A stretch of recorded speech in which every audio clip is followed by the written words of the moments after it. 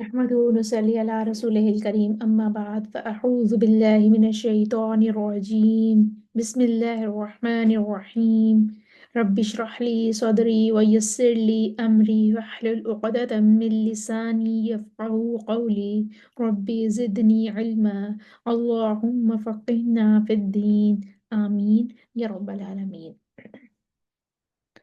आज हम पढ़ने जा रहे हैं वक्फ का बयान। वक्फ के लफ्ज़ी माना होते हैं ठहरना या रुकना, और वक्फ के इस्लाही माना होते हैं वो कलमा गैर मौसूला के आखिर पर सांस और आवाज़ तोड़कर ठहरना। ठीक है, कलमा गैर मौसूला के आखिर पर सांस और आवाज़ तोड़कर ठहरना। इसकी मिसाल है जैसे मिनकुम, फीमा। आगे हम इसका मज़ीद डिटेल्स देखते हैं। वक्फ का मौजू कलिमा और कलाम है। इसमें दो चीज़ें हैं। पहली चीज़, कलिमा मकतू और मौसूल पर वक्फ कैसे करना है। ठीक है, कलिमा मकतू और मौसूल, मौसूल होता है मिलाने वाला, मकतू होता है कता करने वाला, तोड़ने वाला, जहाँ पे रुकना होता है। अब कलिमात जो होती हैं वो मौसूला भी होती हैं और मकतूआ भी होते हैं, यानी कि उन पे रुकना भी बाज़ औक़ात जायज़ होता है और बाज़ औक़ात नहीं भी रुकना जायज़ होता है। तो उस पे हमने कैसे रुकना है, वक्फ कैसे करना है, इसकान के साथ करना है, इशमाम के साथ करना है, रोम के साथ करना है, ये क्या उसका मामला करना है। दूसरी जो चीज़ है वो है वक्फ किस जगह करना है, कि जहाँ वक्फ किया जा रहा है कलाम पूरा हुआ है या नहीं हुआ, उसके माना क्या है, वहाँ पे हमें रुकना जायज़ भी है कि नहीं जायज़। ये दो चीज़ों को मलूज़ खातिर रखना होता है, और इसी को लेकर हमारा पूरा जो चैप्टर है वक्फ के बारे में वो आ जाता है। और इसकी हमने मुख्तलिफ इकसाम बनाई है। उलमाए कराम ने वक्फ की इकसाम बनाई हैं। जो वक्फ की इकसाम आप देख रहे हैं स्क्रीन पर, तीन इकसाम है एक्चुअली, कैफियत के एतबार से, महल के एतबार से और कारी के एतबार से। कैफियत के एतबार से जो पिंक कलर की आपको नज़र आ रही हैं, ये हमें बहुत अच्छे से इसको देखना है और इसको याद करना है। सबसे पहला है कैफियत के एतबार से वक्फ बिस्सकून, दूसरे नंबर पे है वक्फ बिल इस्कान, तीसरे नंबर पे है वक्फ बिल इशमाम, चौथे नंबर पे है वक्फ बिल रोम, और पांचवें नंबर पर है वक्फ बिल इब्दाल। ठीक है, अब इनकी तफसील हम देखते हैं। सबसे दूसरे अभी हम देख लेते हैं महल के एतबार से। महल के एतबार से चार इकसाम हैं। वक्फ ताम, ये ग्रीन कलर में जो आपको नज़र आ रहा है, वक्फ ताम, वक्फ काफ़ी, वक्फ हसन और वक्फ कबीह। ठीक है, ये महल के एतबार से हो गई। और कारी के एतबार से वक्फ की जो इकसाम है वो ब्लू कलर में आपको नज़र आ रही हैं। सबसे पहले इख्तियारी, फिर दूसरे नंबर पे इत्तरारी, और तीसरे नंबर पे इख्तिबारी, और चौथे नंबर पे इंतज़ारी। ठीक है, अब हम इनको एक एक करके इनकी तफसील में जाते हैं। सबसे पहले कैफियत के एतबार से देख लेते हैं कि कैफियत के एतबार से क्या इकसाम है। इसके आगे मज़ीद पांच इकसाम है जिसे हम पढ़ चुके हैं। सबसे पहले आई थी वक्फ बिस्सकून। कलिमा का आखिरी हर्फ अगर पहले से साकिन हो तो वहां सांस और आवाज तोड़कर ठहरना होता है। ठीक है, कलिमे का आखिरी हर्फ अगर पहले से ही साकिन है तो वहां पे आवाज भी तोड़ लेंगे, सांस भी तोड़ लेंगे और वहां पे ठहर जाएंगे। इसको कहते हैं वक्फ बिस्सकून। जैसे अलम नशरह, ठीक है, हा पहले से साकिन थी, हमने अलम नशरह कहा, हमने वहां पे ठहरे, हमने सांस भी तोड़ ली, आवाज भी तोड़ ली, कोई मजायका नहीं है। सुकून में ताखीर ना हो, हम वक्फ करने लगे, सांस तोड़ते तोड़ते, आवाज तोड़ते तोड़ते, ठहरते ठहरते, ताखीर नहीं करनी चाहिए, क्योंकि अगर ताखीर कर लेंगे तो तशदीद का मुशाबह हो जाएगा। फिर हमें ऐसे लगेगा जैसे हा पर तशदीद थी, शद थी, तो हमने वहां पे उसको शद अदा कर दी। नशराह अगर हम कह देंगे, ताखीर से हम रुकेंगे तो हा पे तशदीद आ जाएगी। हमने फौरन से उसको कह देना अलम नशराह। ठीक हो गया, यह है वक्फ बिस्सकून। दूसरे नंबर पर आ जाते हैं वक्फ बिल इस्कान। लघवी माना है इसके अस्कान के, यानी सुकून और हरकत को बेहरकत कर देने के हैं। इसकान के माना है सुकून और यानी कि हरकत को बेहरकत कर देना। کلمے کا آخری حرف متحرک ہو تو اس کو ساکن کر کے وہاں سانس اور آواز توڑ کر ٹھہرنا. پہلے تو ہم نے پڑھا تھا نا کہ کلمے کا آخری حرف آلریڈی ساکن تھا. اب کہہ رہے ہیں کہ کلمے کا آخری حرف متحرک تھا، اس کو ہم نے پہلے ساکن کرنا ہے، پھر سانس اور آواز توڑ کر ٹھہرنا ہے. جیسے فار ایگزامپل الرحیمی، الحمدللہ پڑھتے نا، الحمدللہ رب العالمین الرحمن الرحیمی. اب الرحمن الرحیم ہم نے پڑھا، پہلے میم کو ہم نے ساکن کیا، پھر ہم وہاں پہ ٹھہر گئے. الرحمن الرحیم، اصل میں میم پہ زیر تھی، میم متحرک تھا، ہم نے پہلے اس کو ساکن کیا، پھر اس پہ ہم نے سانس اور آواز توڑ کے ٹھہر گئے. یہ وقف بالاسکان، یہ زبر زیر اور پیش تینوں حرکتوں پر کیا جاتا ہے.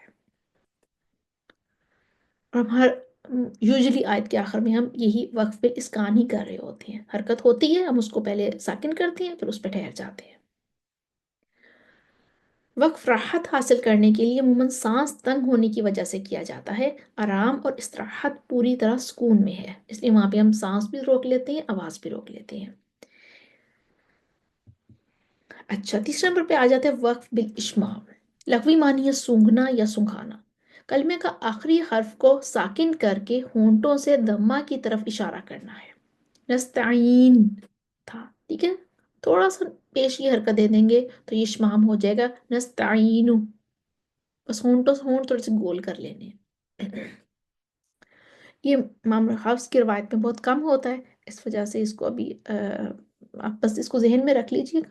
اور اگر امام حفص کی روایت میں اگر نہیں بھی ہو سکے گا تو اس میں کوئی مذائقہ نہیں ہے. وقف بالروم، اس کے لغوی معنی ہے نرم کرنا، ارادہ کرنا. کلمے کا آخری حرف کی حرکت کو آہستہ آواز میں پڑھنا کہ قریب والا ہی سن سکے. جیسے الرحیمی، نستعینو، بہت چھوٹی سی حرکت ادا کرنی ہے. یہ زیر اور پیش دونوں پر ہوتا ہے، اس کو کہتے ہیں وقف بالروم. یہ بھی امام حفص کی روایت میں نہیں آپ کو ملے گا، تو یہ بس اس کی ایسی اس کو یاد رکھ لیجیے. اچھا، کہتے ہیں روم فتح کی حالت میں اس لیے نہیں ہوتا کہ فتح اتنی خفیف حرکت ہے کہ روم کرتے وقت یہ پوری پڑی جاتی ہے. بہت ہی یہ صرف پیش اور زیر پر ہوتا ہے، کیونکہ وہ زبر کی حرکت تو اتنی باریک سی، اتنی خفیف سی ہے کہ وہ ہلکی سی بھی ادا کریں گے تو پوری ادا ہو جائے گی. اچھا، اب آ جاتے ہیں ہمارے پاس وقف بالابدال. ابدال کے معنی ہوتی ہے بدلنا. کلمے کے آخری حرف پر دو زبر کی تنوین ہو تو اس کو الف سے بدل دیتے ہیں، ابدال کہتے ہیں. ہم دیکھیں حمزہ پہ دو زبر ہے، تنوین کو ہم نے پڑھیں گے ما، ایک الف سے بدل دیں گے. اور اس طرح تائے مدرورہ جو ہوتی ہے گولتا، ٹھیک ہے، وہ تو اس کو ہم ہائے ساکنہ سے بدل دیتے ہیں. جیسے جنتن، ٹھیک ہے، تائے مدرورہ تھی نا، اس کو ہم نے ہائے ساکنہ سے بدل دیا، ساکن ہا سے بدل دیا، جنہ. اس کو وقف بالابدال کہتے ہیں. اب دوسرے نمبر پر آ جاتا ہے ہمارے پاس محل کے اعتبار سے وقف کی اقسام. اس کی 4 اقسام ہیں. وقف تام، پورا کرنا، مکمل کرنا. اس کے لغوی معنی ہے پورا کرنا، مکمل کرنا. یہ ایسی جگہ پر وقف کرنا جہاں ما قبل کا ما بعد سے لفظی اور معنوی تعلق نہ ہو. جیسے مثال کے طور پر سورہ بقرہ کی آیت نمبر 5 اور 6 ہے، اولئک هم المفلحون. ہم ختم ہو گئی. آگے چھٹی آیت ہے، ان الذین کفروا سواء علیہم اانذرتہم ام لم تنذرہم لا یؤمنون. ہم مفلحون پہ ہم نے وقف کیا، پھر ہم نے یؤمنون پہ ہم نے وقف کیا، تو ہم ماں بعد سے ابتدا کریں گے. ٹھیک ہے، ہمیں اعادہ کرنے کے پیچھے سے لانے کی ضرورت نہیں ہے. مفلحون پر وقف کریں گے تو ان الذین سے ہم شروع کر دیں گے. اس میں کیا بتایا کہ لفظی اور معنوی تعلق نہ ہو، کوئی لفظی اور معنوی تعلق نہیں ہے. ٹھیک ہے، اولئک هم المفلحون، وہ لوگ فلاح پانے والے ہیں. بات ختم ہو گئی. آگے آئے ان الذین کفروا، وہ جنہوں نے کفر کیا. سواء علیہم اانذرتہم، برابر ہے ان کے لیے آپ انہیں ڈرائیں یا نہ ڈرائیں. ام لم تنذرہم لا یؤمنون، وہ ایمان نہیں لائیں گے. بالکل ڈفرینٹ بات ہو رہی ہے، اس وجہ سے اعادہ کرنے کی کوئی ضرورت نہیں ہے. دوسرا وقف کافی، کافی ہونا. ایسی جگہ پر وقف کرنا جہاں ما قبل کا ما بعد سے صرف معنوی تعلق ہو. ٹھیک ہے، ایسے بھی وقف کیا جا سکتا ہے، صرف مانوی تعلق ہے. فار ایگزامپل سورہ بقرہ کی آیت نمبر 3 اور 4 کے درمیان میں اب وقف کرے ان الذین یؤمنون بالغیب ویقیمون الصلاۃ. ٹھیک ہے، وہ لوگ جو غیب پر ایمان لاتے ہیں، نماز قائم کرتے ہیں، وقف کر لے. آگے پڑھیں وَمِمَّا رَزَقْنَاهُمْ يُنْفِقُونَ، اور اپنے جو ان کے رزق دیا گیا ان میں سے خرچ کرتے ہیں. اب لازمی نے پیچھے سے ادا کر کے لے کر آئے. اب وَمِمَّا رَزَقْنَاهُمْ يُنْفِقُونَ پڑھ سکتے ہیں. اسی طرح دوسری آیت جو ہے وَالَّذِينَ يُؤْمِنُونَ بِمَا أُنزِلَ إِلَيْكَ وَمَا أُنزِلَ مِن قَبْلِكَ. اب کر لیا. ٹھیک ہے، آگے اگلی بات شروع ہو رہی ہے وَبِالْآخِرَةِ هُمْ يُوقِنُونَ، آخرت پہ یقین رکھتے ہیں. ماں باپ سے ابتدا کی جا سکتی ہے، لوٹانا نہیں ہوتا پیچھے سے. ٹھیک ہے، یہ دوسری قسم آ گئی. تیسرا وقف حسن، خوبصورت ہونا.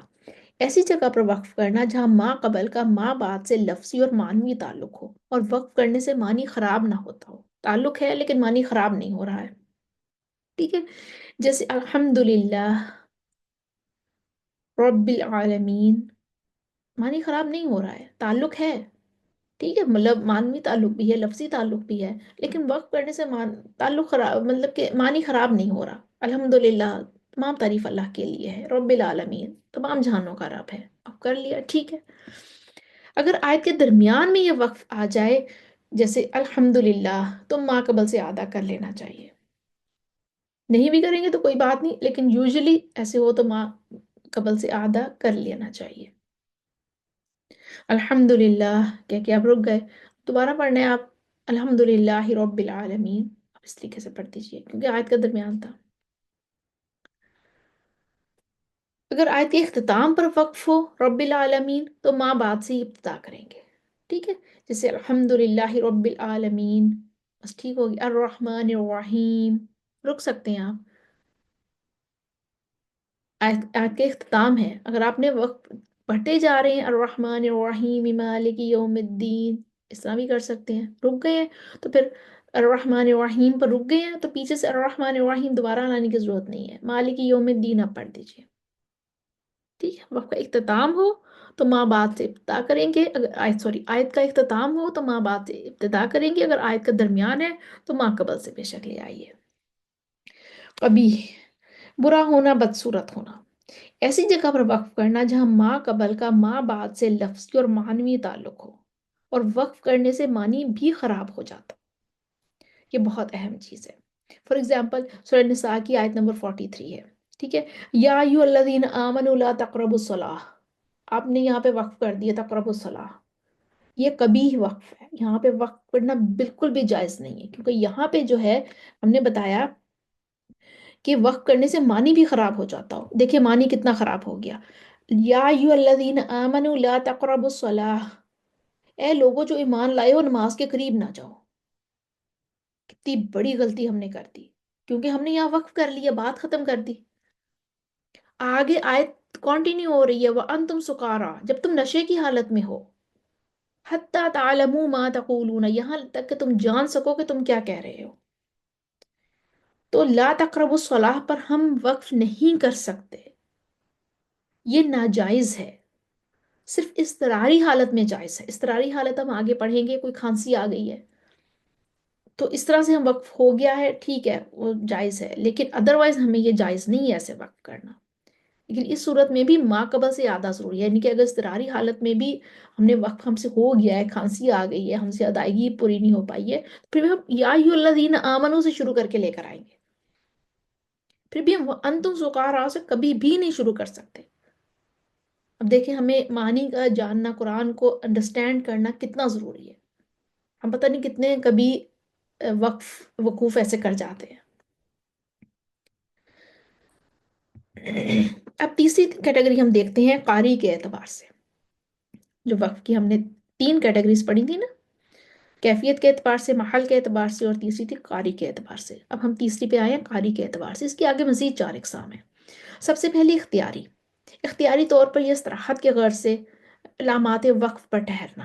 اختیار ہے، جہاں علامات وقف آ جاتی ہیں وہاں پہ ہمیں اختیار ہوتا ہے، ٹھہر جائے ٹھیک ہے، نہیں ٹھہرے تب بھی ٹھیک ہے. اختیاری وقف ہے یہ ہمارا. اضطراری جو مجبوری کی حالت میں کیا جائے، مثلا کھانسی وغیرہ کا آ جانا، کھانسی آ گئی ہے ہمیں رکنا پڑ گیا ہے، وہاں پہ وقت ہو گیا ہم سے، لیکن پھر پیچھے سے ادا کر کے لے کر آنا ہوگا۔